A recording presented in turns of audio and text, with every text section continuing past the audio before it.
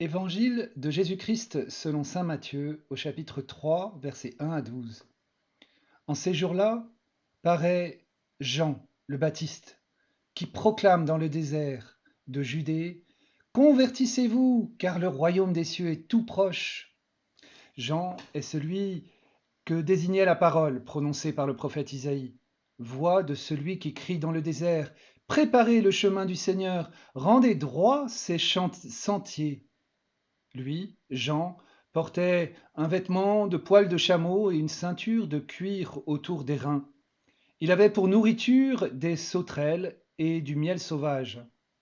Alors, Jérusalem, toute la Judée et toute la région du Jourdain se rendaient auprès de lui, et ils étaient baptisés par lui dans le Jourdain, en reconnaissant leurs péchés. Voyant beaucoup de pharisiens et de sadducéens se présenter à son baptême, il leur dit: Engeance de vipères, qui vous a appris à fuir la colère qui vient? Produisez donc un fruit digne de la conversion. N'allez pas dire en vous-même: Nous avons Abraham pour père, car je vous le dis, des pierres que voici, Dieu peut faire surgir des enfants à Abraham. Déjà, la cognée se trouve à la racine des arbres. Tout arbre qui ne produit pas de bons fruits va être coupé et jeté au feu. Moi, je vous baptise dans l'eau en vue de la conversion, mais celui qui vient derrière moi est plus fort que moi, et je ne suis pas digne de lui retirer ses sandales. Lui vous baptisera dans l'eau, l'Esprit Saint et le feu. Il tient dans sa main la pelle à vanner, il va nettoyer son aire et battre le blé. Il amassera son grain dans le grenier. Quant à la paille, il la brûlera au feu qui ne s'éteint pas. Acclamons la parole de Dieu. Louange à toi, Seigneur Jésus. Convertissez-vous, car le royaume des cieux est tout proche. Le temps de l'Avent est un temps de préparation à la grande fête de Noël, pour qu'elle soit vraiment belle et pleine de joie pour chacun de nous. Dieu est venu dans la crèche il y a 2000 ans, le monde a été bouleversé, il vient aujourd'hui dans les cœurs qui accueillent son appel à aimer au quotidien, et il viendra à la fin du monde. Il sera alors tout en tous. L'Avent est le temps pour préparer nos cœurs, comme on range et décore sa maison pour accueillir un ami. Quand on s'apprête ainsi à accueillir un ami chez soi, on se demande ce qui lui fera plaisir, et l'on est déjà dans la joie en se préparant parce que l'on pense à lui et que notre cœur l'aime. La crèche que Dieu préfère, c'est celle du cœur des hommes, c'est celle de mon cœur où il veut établir sa demeure. L'appel de Jean-Baptiste en ce deuxième dimanche de l'Avent vient nous déranger, nous interpeller dans un langage prophétique qui nous est peu familier. Il invite à la conversion, c'est-à-dire à aimer davantage. Le terme grec pour le mot de conversion est métanoïa, qui se traduit littéralement par un retournement, changement de direction, d'opinion ou de manière de voir les choses. L'appel à la conversion, au changement de regard et de direction, est tout juste suivi de la justification, car le royaume des cieux est tout proche. Nous le savons par l'Évangile.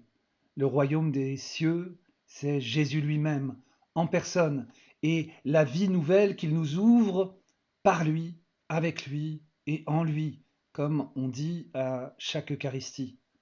Donc, il faut se convertir car Jésus est tout proche de nous, il n'est pas loin de nous, et il nous ouvre et nous offre tout l'amour pardonnant de Dieu pour vivre une vie renouvelée, nouvelle en lui.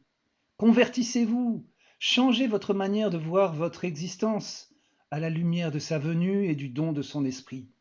L'événement de l'incarnation, la venue de sa venue dans notre humanité pécheresse change la donne.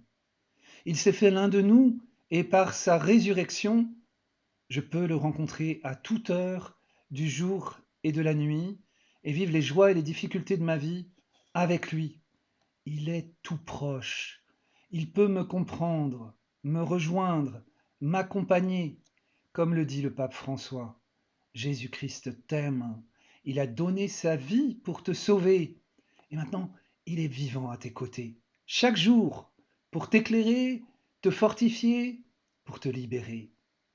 Ainsi, face à tout ce que je sais ne pas être ajusté à l'évangile dans ma vie, je ne suis pas livré à mes seules forces et à ma seule volonté pour changer, mais je peux accueillir en Jésus l'amour tout-puissant pour me libérer, me fortifier, m'éclairer. Il vous baptisera dans l'Esprit Saint et le feu. Le feu de son amour vient purifier et embraser mon cœur. L'Esprit Saint ouvre mes yeux et ma vie à la présence de Jésus vivant. Si je pose des efforts de conversion dans tel ou tel domaine de ma vie pour changer une attitude mauvaise, il est important que je le fasse non par mes seules forces, en croyant que je peux me sauver par moi-même, mais en m'ouvrant à la présence de Jésus en moi, en demandant son Esprit Saint et son feu pour brûler ce qui doit disparaître en moi. Ça change tout. La bonne nouvelle, c'est que si nous le voulons bien, dès maintenant, mais aussi à la fin de notre vie, quand nous paraîtrons devant Dieu, tout ce qui n'est pas rempli d'amour en moi sera brûlé au feu. Ce sera comme de la paille brûlée, il n'en restera rien. Je serai libéré de ces mauvaises habitudes et de tout ce que je n'aurais pas réussi à convertir en moi. Ce sera alors une grande joie, une nouvelle naissance, ma résurrection. C'est la bonne nouvelle du dogme du purgatoire, dont il ne faut pas avoir peur car il affirme la miséricorde de Dieu pour tout homme qui veut s'y ouvrir, même le plus grand des pécheurs. C'est une forme d'étape d'enfantement entre la vie terrestre et la vie céleste, où l'homme, en toute liberté, peut s'ouvrir définitivement à la lumière d'amour de Dieu, comme l'œil qui doit s'habituer progressivement à une lumière trop forte, il faut un temps d'adaptation. C'est encore comme une mue pour passer du vieil homme marqué par le péché à l'homme nouveau, ressuscité en Jésus, libéré de toute corruption. Mais dès maintenant, l'amour m'appelle à brûler au feu de l'esprit de vérité et d'amour ce qui n'est pas rempli d'amour dans ma vie. Préparer les chemins du Seigneur. L'Avent nous rappelle que Dieu vient à moi, qu'il frappe à la porte de mon cœur et m'invite à ouvrir. Jamais il ne forcera la porte de mon cœur. L'Avent me rappelle aussi, en me préparant à l'accueil de la naissance de Jésus dans la crèche, que Dieu ne cesse de m'appeler à naître à la vie en plénitude avec lui, et que tout dans ma vie me prépare à cette naissance de ma mort. C'est comme une gestation dans le sein de l'Église. Tout ce qui n'est pas éclairé par cette lumière de la vie nouvelle manque de densité, et je suis invité à changer de perspective. À la fin, il ne restera que la vie dans l'amour. L'Avent m'invite à revoir mes priorités, les grosses pierres de ma vie et de mon agenda. Convertissez-vous, car le royaume de Dieu est tout proche. Qu'est-ce qui vient en priorité dans mon agenda, dans mes préoccupations, dans l'énergie que je dépense, dans l'argent que je donne? Est-ce que le Seigneur vient en premier? Qu'est-ce que je pourrais tenter comme changement en ce temps de l'Avent? Plus de temps pour la prière chaque jour, plus de disponibilité au service, une démarche de réconciliation et de pardon avec quelqu'un, mais peut-être aussi avec Dieu dans le sacrement du pardon, une attention aux plus pauvres et aux souffrants autour de moi. Celui qui fuit la question de la conversion dans sa vie parce qu'il ne voit pas le péché dans sa vie ou parce que, étant baptisé, il pense que c'est évident qu'il est sauvé, celui-là est une engeance de vipère. Cela veut dire que c'est le malin qui l'aveugle et qui l'écoute en lui, en refusant la conversion.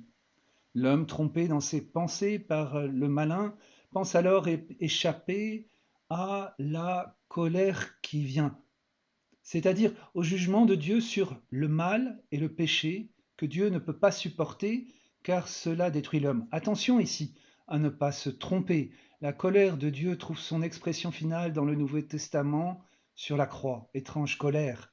Dieu se laisse crucifier par le mal et le péché pour libérer les hommes et non pour les condamner.